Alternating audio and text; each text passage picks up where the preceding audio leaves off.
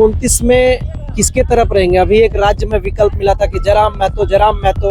अब जो है 2029 में आदिवासी समाज किनके साथ है? आदिवासी समाज अब नए विकल्प की ओर है। मैं भी जेकेएलएम को बहुत अच्छा मानती थी जब तक निशा भगत का प्रकरण नहीं हुआ था तब तक। इससे पहले जो बोलते हैं कि हम लोग आदिवासी थे ना, पहला कि संविधान जब बना 1950 के बाद जब संविधान बना तब से तो आप लोग सोए हुए थे। 1950 के बाद से क्या आप 1931 से लेके 2010 तक आप लोग सोए हुए थे, है ना। इतना गहरा नींद तो कुंभकर्ण का भी नहीं है भैया, जितना गहरा नींद में आप लोग सोए हुए थे।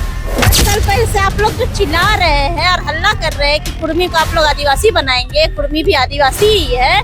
जब आदिवासी समाज अपना अस्तित्व के लिए दर दर भटक रहा था, जब अंग्रेजों ने उनको एक काला पानी वाला सजा वाला हिसाब कर दिया था कि साला पैदा होगा तुम शुरू से ही क्रिमिनल कहलाओगे, उस समय में तुम लोग कहाँ सोए हुए थे? तब तुम लोग को कहलाना था बोड़ जाए और अभी कहलाना है आदिवासी।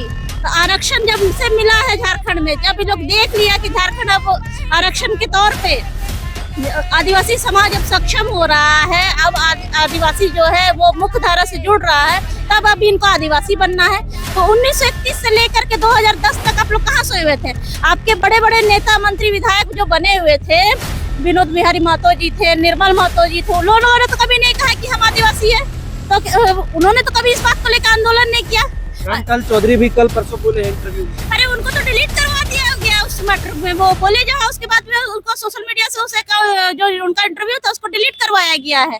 तो इन लोग इतना प्रेशराइज किए हुए हैं सभी को कि कहता है कि आप नहीं कि बोलते ना, दिन को भी लोग कहेगा कि रात बोलो तो ऐसा होगा क्या?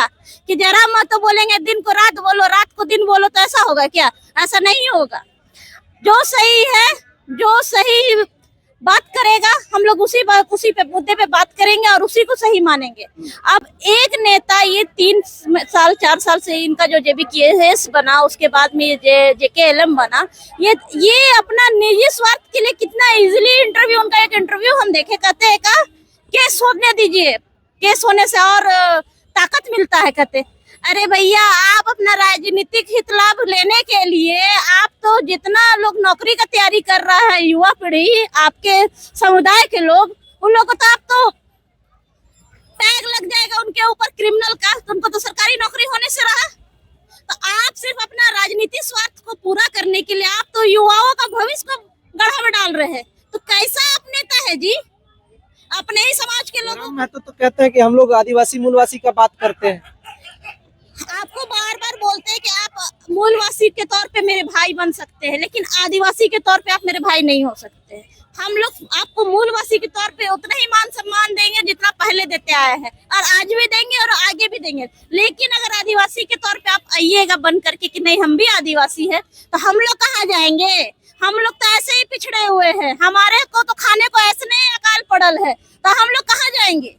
इसीलिए जयराम को सिर्फ यही बात कहना चाहेंगे कि आप युवा है, अपना जोश जुनून जज्बा को सही जगह दिखाइए, तो आपका समाज आगे बढ़ेगा, और जो कि बढ़ा ही हुआ है और सही रास्ते पे चलेगा। उनको भटकाने का, उनको बरगलाने का काम मत कीजिए, क्योंकि आप अपना निजी स्वार्थ के चलते पूरे समाज के जो युवा पीढ़ी है उसको आप डाइवर्ट कर रहे हैं, और उनके ऊपर जो आप उल जलूल बयान दे देते हैं, आपको उन लोग बहुत आदर्श मान रहे हैं, और उस बयान को आपका लेकर के उन लोग को समझ में कुछ आता जाता है नहीं, कुछ भी बोल दिए तो जय हिंद करते वो उनके पीछे लग जाते हैं। तो इस चीज को आप लोग समझिए, और जयराम को भी इस बात को समझना चाहिए कि मेरा जो बयान है बहुत मायने रखता है युवा पीढ़ी के लिए, तो बरगलाने का काम बिल्कुल ना करे। जयराम महतो दिखे आज रेल रोको आंदोलन में, तिवारी महतो विधायक जी दिखे रेल रोको आंदोलन में, गिरिडीह के एमपी चंद्र प्रकाश चौधरी जी दिखे रेल रोको आंदोलन पारसनाथ में, लेकिन आदिवासी नेता नहीं दिखे आदिवासी समाज का महाधरना प्रदर्शन में। इन लोग को तो बोले जितना गाली देंगे तो इन लोग को कम पड़ेगा। बेशर्मी का तो इन लोग हद पार कर चुका, बोले तो इन लोग चुल्लू भर पानी में भी डूब के नहीं मरेगा, इन लोग इतना बेशरम है।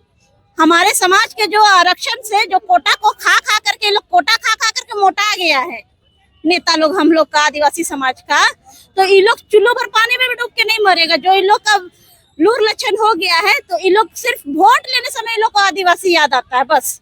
उसके अलावा आदिवासी मुद्दे पे इन लोग का मुंह में सेलोटेप चिपक जाता है, किसी चीज में इन लोग को बोलना ही नहीं है। तो आप कौन चीज का नेता है जी? इससे अच्छा आप लोग घर में बैठिए, है ना, और निकलने दीजिए समाज से अब कुछ नए लोगों को। जो कि अपना राज्य का भी उद्धार करेंगे, अपने समाज का भी उद्धार करेंगे और आप लोग को बुद्धि और ज्ञान भी देंगे कि जो आप लोग कहाँ समाज को गर्त में डाल रहे हैं। 2029 में किसके तरफ रहेंगे? अभी एक राज्य में विकल्प मिला था कि जयराम महतो, अब जो है 2029 में आदिवासी समाज किनके साथ है? आदिवासी समाज अब नए विकल्प की ओर है। मैं भी जेकेएलएम को बहुत अच्छा मानती थी जब तक निशा भगत का प्रकरण नहीं हुआ था, तब तक मुझे भी लगता था कि युवा है, कुछ बदलाव लाएगा, समाज को आगे बढ़ाएगा, झारखंड को नए आंदोलनकारी की जरूरत है, उस तौर पर उभर के ये सामने आया। लेकिन जो इसने स्टेप लिया सिर्फ और सिर्फ, अगर निशा भगत गलत होती तो उसने जब पहले बार क्रिश्चियन के खिलाफ जब बोला था तभी इसको निकालना चाहिए था। उसको मैं इनको अच्छा लगा, उस समय ये इनकी बहन थी। और जब उसने कुर्मियों के खिलाफ बोला तो उनको अपने पार्टी से निकालने का जो काम किए, तो इसने ये समझ में आ गया कि ये सिर्फ कुर्मी हितैषी है। तो कुर्मी हितैषी पार्टी जब आपको बना कर रखना है तो सिर्फ आपको कुर्मी का ही वोट बैंक से आप खुश रहिए, कुर्मी ही आपको वोट देगा। आदिवासी समाज में आपको जो सेंधमारी करना है उसके लिए हम लोग कतई राजी नहीं होंगे और कतई आपको सहयोग नहीं करेंगे। 29 में बड़ा होगा कुछ? 29 में बड़ा होगा, फेरबदल भी होगा और हम लोग यही तैयारी करेंगे समाज से नया नेता उभर के सामने आए और इसको समाज पूरी तरह से समर्थन दे। चलिए, शुक्रिया।